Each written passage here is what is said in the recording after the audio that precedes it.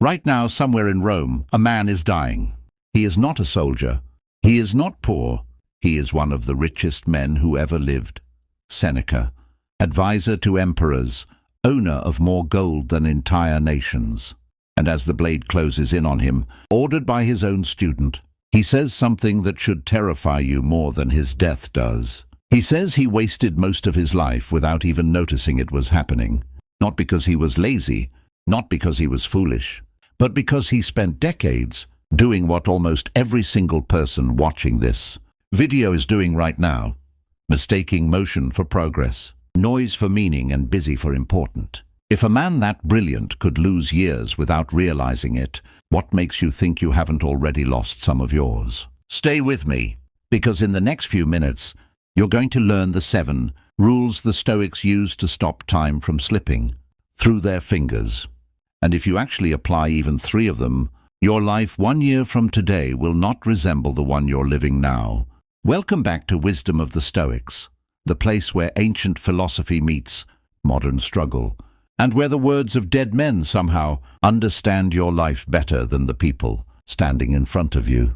If you're new here, this channel exists for one reason: to take the hardest-earned wisdom in human history, the wisdom of Marcus Aurelius, Epictetus, and Seneca, and turn it into something you can actually use today, in your actual life, not in some ancient world that no longer exists. Before we go further, do one thing for me. Hit subscribe and turn on notifications, not because I need the number to go up, but because the ideas in this video will fade from your memory in about 72 hours unless something brings you back to reinforce them. That's not opinion, that's how memory works. This channel is built to be that reminder.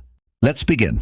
Here is the sentence that will change how you see every single day for the rest of your life. You do not have a time problem. You have a value problem. We've all said it. I don't have time. I don't have time to read. I don't have time to exercise. I don't have time to call my parents, to learn the skill, to build the business, to fix what's broken in my life. And it feels true, because the clock genuinely does run out on us every day at midnight. But Seneca destroyed this excuse 2,000 years ago, and he did it in a way that still stings today. He said people are frugal with their money, protective of their property, careful about their possessions. But the moment it comes to time, the one truly irreplaceable thing they own, they throw it away like it's worthless. You would be furious if someone stole your wallet. You'd chase them down the street. But you let people steal hours of your life constantly, and you thank them for it. Think about the last time someone just needed 5 minutes and took 45. Think about how you scrolled through a feed for 2 hours and can't remember a single thing you saw. Think about the arguments you've replayed in your head for entire evenings, changing nothing, healing nothing, just burning fuel you'll never get back. That's the wound the Stoics are trying to close. Not because time management is some productivity hack for corporate workers, but because your time is quite literally the material your entire life is made from. Waste the material and there's no life left to build with it. Here's the part that should genuinely unsettle you. Marcus Aurelius, the most powerful man on earth in his era, Emperor of Rome, wrote to himself, not for an audience, not for fame, but in a private journal, reminding himself that he could leave this life at any moment. He used that fact not to become depressed, but to filter out everything that didn't deserve his attention. If death could come at any hour, he reasoned, then every hour he spent on pettiness, resentment, or distraction was an hour stolen from the only life he would ever get. This is not about hustle culture. This is not about waking up at 4 in the morning and grinding until you collapse. The Stoics were not obsessed with doing more. They were obsessed with doing what matters, and refusing everything else with a kind of ruthless clarity most people never develop. So before we get into the 7 rules, I want you to ask yourself one honest question, and I want you to actually sit with it instead of rushing past it, the way you rush past everything else. If someone recorded your last 30 days and played it back to you like a documentary, would you be proud of the man or woman on that screen? Or would you watch it the way you'd watch a stranger wasting a life? You wish you had? Comment below with one word, proud or wasted. And let's be honest with each other for the next half hour, because that's what this video is for. Rule 1. You must become the owner of your hours. The first rule is deceptively simple, and it comes directly from Seneca's letter On the Shortness of Life, a text so brutal in its honesty that it still makes modern readers uncomfortable. Seneca's core claim is this: life is not short. We make it short by wasting it. Read that again, because it inverts everything you've been taught. You've probably heard people say, life is short, so enjoy it.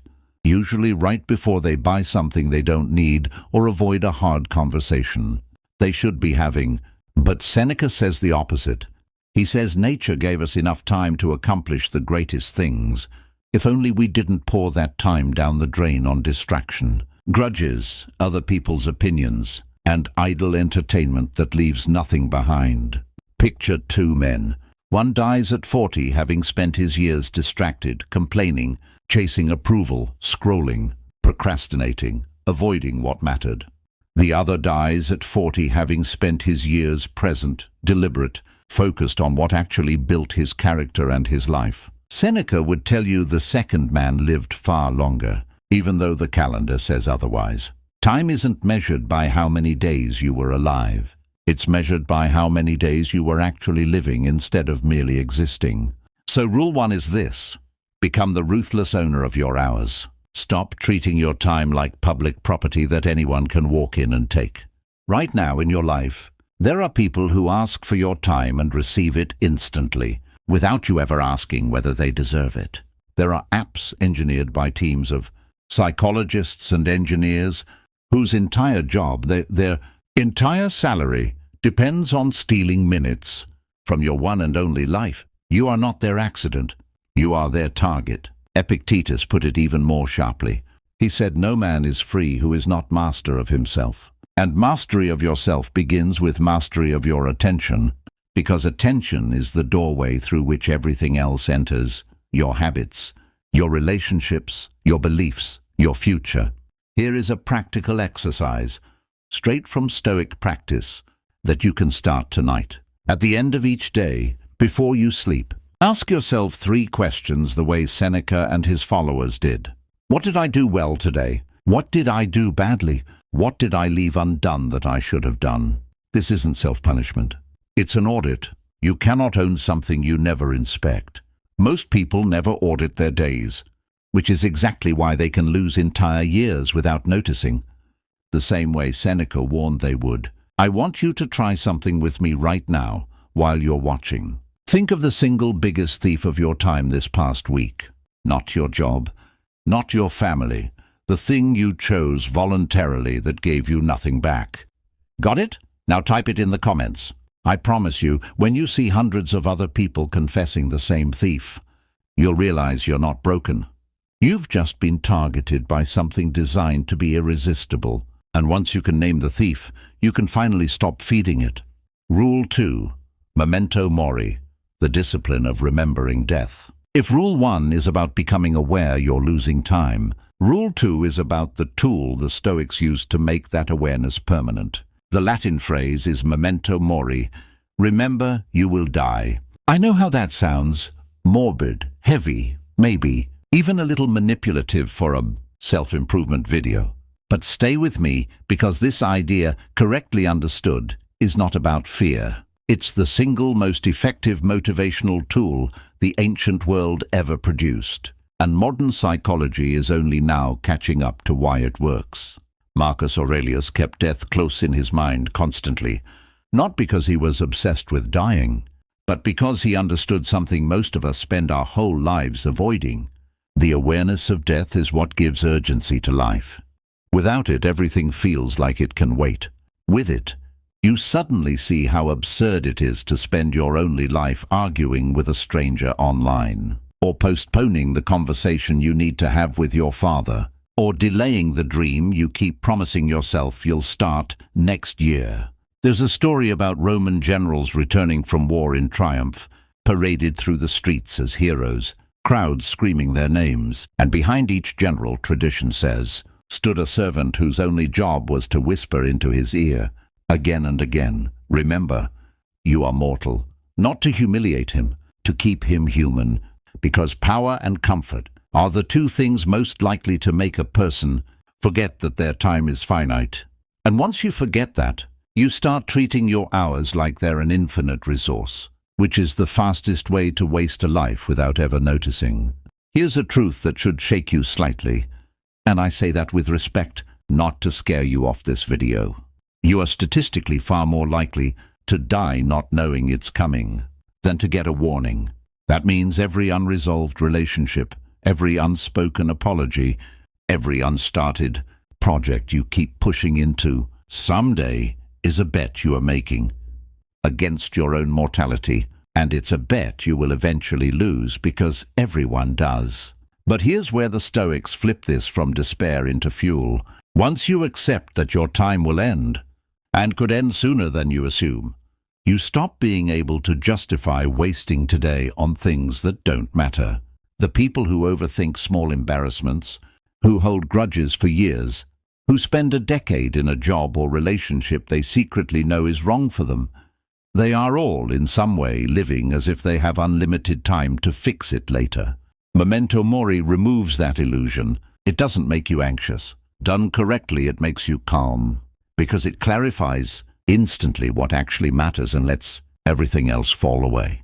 Try this practice tonight. Before you sleep, ask yourself one honest question. If this were the last week of my life, would I still be wasting today the way I'm wasting it? You don't need to answer that question by quitting your job tomorrow or making some dramatic life change. You just need to let the question do its work quietly, the way water shapes stone, not through force, but through repetition. If this section is hitting something in you right now, that's exactly the point. Drop a like on this video, not for me, but as a small commitment to yourself that you're going to actually finish this and apply it, instead of closing the tab and forgetting everything in an hour the way you probably have with a dozen other videos like this. 3. The dichotomy of control. Now we arrive at what might be the single most important idea in all of Stoic philosophy, the concept that Epictetus built his entire teaching around, and the concept that, if you actually absorb it, will save you thousands of wasted hours over the rest of your life. It's called the dichotomy of control, and the idea is almost embarrassingly simple to state, yet almost nobody actually lives by it. Some things are within your control: your judgments, your choices, your effort, your reactions, your values. Everything else, other people's opinions of you, the weather, the economy, whether someone loves you back, what happened in your past, what might happen tomorrow, is not within your control. Epictetus, who began his life enslaved and in chains, understood this idea more deeply than almost anyone in history because he had to. He could not control his master. He could not control being sold, being beaten, being denied freedom. But he discovered something that no chain could touch: his own mind, his own judgments, his own responses to what happened to him. And in discovering that, he found a freedom that many free men never experience, because they spend their free lives enslaved to other people's opinions and outcomes they cannot change. Now here's why this connects directly to wasting time. Think about how much of your mental energy, which is really just another form of your limited time, goes toward things completely outside your control. You replay a conversation from 3 years ago, trying to rewrite what you said. You lie awake worrying about what a coworker thinks of you. You obsess over an outcome you have already done everything you can do to influence, as if worrying harder will somehow change the result. None of that changes anything. Not one single minute of that mental spinning has ever altered a past event or controlled another person's judgment, and yet it consumes some of the most valuable hours of your life. Your rested, clear-headed, capable hours, pouring them into a bottomless pit that gives nothing back. Marcus Aurelius used a phrase that I want you to actually memorize, because it will serve you for the rest of your life. You have power over your mind, not outside events. Realize this, and you will find strength. This is not a suggestion to become passive or stop caring about your life. It's the opposite. It's a redirection of your caring toward the only place where caring actually produces results. Your own choices, your own effort, your own character. Let me give you something practical. The next time you catch yourself spiraling, worrying about an exam result already submitted, a relationship outcome already decided, a piece of news already reported, I want you to ask one Stoic question. Is this within my control right now, in this exact moment? If the answer is no, the discipline is to consciously release it, not by suppressing the feeling, but by redirecting your attention toward the next actionable thing that is within your control. If the answer is yes, then stop worrying and start acting, because worry is what you do instead of acting, not a preparation for it. This single shift, separating what you can control from what you can't, is, according to nearly every serious modern account of Stoic practice, the most repeated and most valuable habit among people who successfully apply this philosophy to real life. It is the mental discipline equivalent of finally stopping a leak that has been draining your energy for years without you realizing where it was even coming from. I want to hear from you on this one specifically. In the comments, tell me, what is one thing you've been mentally spinning on this week that you now realize is completely outside your control? Writing it down publicly is itself a small Stoic exercise. It forces you to name the leak instead of letting it stay vague and formless in the back of your mind. Rule 4. Premeditatio malorum, the rehearsal of adversity. Here's a rule that sounds strange at first, maybe even negative, until you understand exactly why the Stoics considered it one of the most powerful tools available to a disciplined mind. It's called Premeditatio malorum, the premeditation of evils. In plain language, deliberately imagining what could go wrong before it happens. This sounds like the opposite of positive thinking, and in a shallow sense it is. But the Stoics weren't interested in shallow positivity. They were interested in resilience that actually holds up under pressure, and they discovered something that modern psychology has since confirmed through research on anxiety and resilience.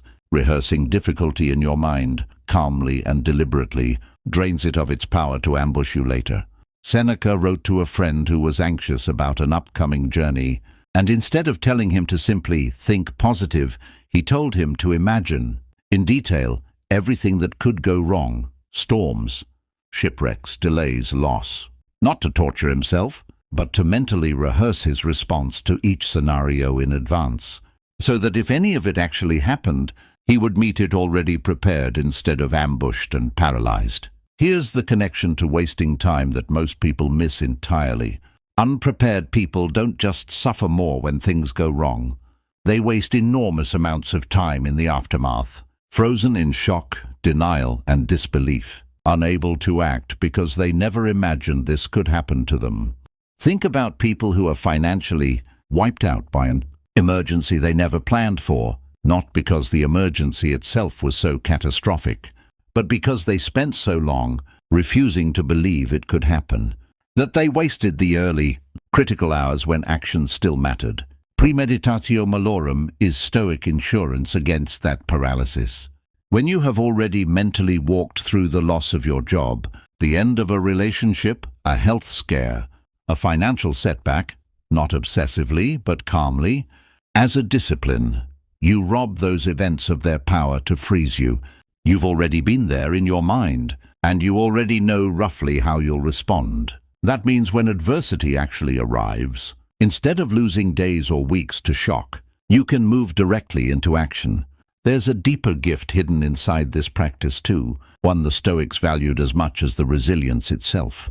When you spend even 5 minutes imagining the loss of something you have, your health, the people you love, the comforts you currently enjoy, you don't come away depressed. You come away grateful, often more intensely grateful than you've felt in months, because you suddenly see clearly what you've been taking for granted. Marcus Aurelius used this exact technique to remind himself to appreciate his family, his position, and his daily life, precisely because he never let himself assume any of it was guaranteed to last. Try this practice this week, just once, as an experiment. Set aside 5 quiet minutes. Choose one thing you currently have: your health, a relationship, your job, your home, and calmly imagine its absence. Not with panic, with clarity. Notice how your body reacts. Notice what feelings surface. Then let yourself return to the present moment and notice how differently you now see the thing you were imagining losing. If you try this and it changes something for you, even slightly, tell me about it in the comments below. I read every single one, and I promise you, seeing someone else's experience with this practice will help the next person who scrolls past your comment more than you realize. Rule 5. The view from above. There's a mental exercise that Marcus Aurelius returned to again and again in his private writings. One so vivid, it reads almost like something out of modern science fiction, even though he wrote it nearly 2,000 years ago. He called it the view from above. The exercise is this. Imagine rising above your current situation, above your city, above the argument you're having, above the deadline stressing you out, and continuing to rise until you can see the entire earth beneath you, spinning quietly in the dark. From that height, watch the wars being fought, the celebrations happening, the funerals, the weddings, the traffic jams, all of it unfolding simultaneously across the surface of a small blue planet in an unimaginably vast universe. Now, from that vantage point, look back down at the specific thing that was consuming your entire mental energy 5 minutes ago. The comment someone left about your appearance, the mistake you made in a meeting, the argument with your partner about something that, from this height, barely seems to exist at all. This exercise is not designed to make you feel insignificant or your problems unimportant in a nihilistic sense. It's designed to restore proportion. Because here's the truth the Stoics understood. An enormous amount of wasted time and energy comes not from real problems, but from problems we've allowed to grow far larger in our minds than they actually are in reality. We zoom in so close on a single frustration that it fills our entire field of vision, and we lose the ability to see how small it actually is against the scale of an entire life, let alone an entire universe. Marcus Aurelius used this exercise specifically when he found himself irritated by other people, their pettiness, their gossip, their small-mindedness. Rather than descending to their level and spending his limited hours as emperor fuming over trivial insults, he would mentally rise above the situation, see it from a distance, and return his focus to what actually deserved his attention: his duties, his character, his family, his legacy.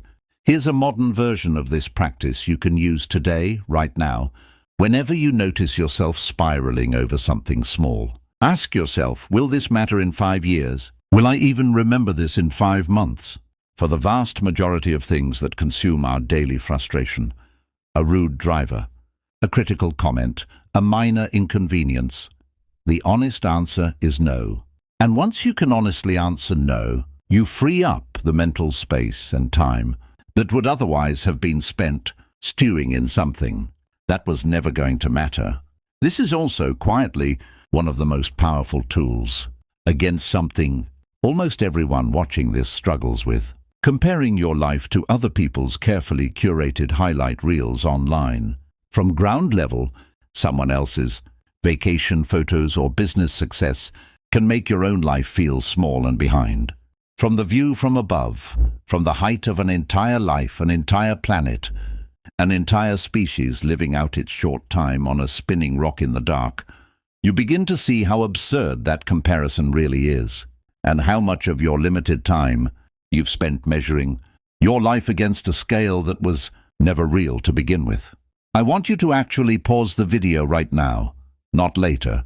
Right now, close your eyes for 10 seconds and try the view from above with whatever is currently weighing on your mind. Then come back and keep watching. This only works if you actually do it, not just hear about it. Rule 6. Guard your inner citadel. There's a phrase in Stoic philosophy that describes something every single person watching this video already has whether they know it or not, the inner citadel. The inner citadel is the part of your mind that no external event can touch unless you allow it to. It's the fortress of your judgment, your character, your values, the place inside you that remains untouched, no matter what happens outside of it. Marcus Aurelius wrote about this constantly, especially during the hardest years of his reign, when plague, war, betrayal, and grief surrounded him on every side. He kept returning to the same truth. The events themselves cannot harm your character. Only your judgment about those events can. Here's why this matters directly to the topic of wasting time. Most people don't waste their hours on the big catastrophes of life. Those are rare. They waste their hours on small, repeated invasions of their inner citadel, letting a stranger's rude comment ruin an entire afternoon, letting one piece of criticism at work follow them home and poison their evening with their family, letting a single bad interaction define their mood for the rest of the day. Every time you allow something external to occupy your mind uninvited, replaying it, defending yourself against it in imaginary arguments, feeding it more attention than it deserves, you are letting an invader inside your citadel, and you're paying for it with hours of your finite life. The Stoics believed that guarding this inner space wasn't selfish or cold. It was one of the highest disciplines a person could practice, because everything productive, creative, and meaningful you will ever do in your life has to be built from inside that citadel. If it's constantly under siege by things outside your control, nothing good can be built there. Epictetus used a memorable image for this. He said that if someone insults your body, you don't fight back by insulting your own body in return. That would be absurd. So why, he asked, do we treat insults to our reputation or our feelings any differently? Why do we let someone else's words reach into our mind and rearrange our entire emotional state, giving them power over hours of our life they never earned and never deserved? Guarding your inner citadel doesn't mean becoming numb or pretending things don't affect you. It means developing the discipline to notice when something is trying to get in and consciously choosing whether to let it, rather than automatically surrendering the gates, the way most people do without ever realizing they had a choice at all. Here's a practice you can start using immediately. The next time someone criticizes you, insults you, or says something that stings, pause before reacting and ask this exact question. Is this person describing reality accurately, or are they simply expressing their own state of mind? If there's truth in it, take the lesson and let the sting go, because the lesson is useful and the sting is not. If there's no truth in it, recognize that it says more about them than about you, and refuse to let it occupy space in your citadel rent-free for the rest of the day.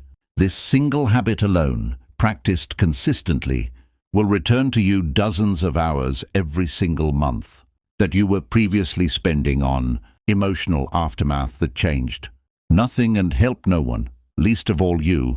If you've made it this far into the video, you're clearly someone who takes this seriously. And I want to say something directly to you. Comment the word citadel below so I know exactly who's still here, still engaged, still ready for the final and most important rule of this entire video. Rule 7. Amor fati. Love your fate. We've reached the final rule, and I've saved it for last on purpose, because it ties every single rule before it into one complete philosophy of living. Amor fati, love of fate. Not tolerance of your fate, not grudging acceptance, love. This idea says that instead of wishing your circumstances were different, a different childhood, a different body, a different set of struggles, a different starting point in life, you actively embrace exactly what has happened to you, including the difficult parts, as necessary material for the person you are becoming. This is, without question, the hardest of all 7 rules to actually live by, and I won't pretend otherwise. It's easy to say you accept your fate when things are going well. It's an entirely different thing to say it while you're in the middle of genuine suffering. But the Stoics weren't interested in philosophy that only worked when life was easy. They built a philosophy specifically designed to hold up under real pressure, real loss, real pain, because that is the only kind of philosophy actually worth having. Here's why Amor fati connects directly to the entire theme of this video. Enormous amounts of human time, years, sometimes entire decades, are wasted fighting against reality instead of accepting it and moving forward from where you actually stand.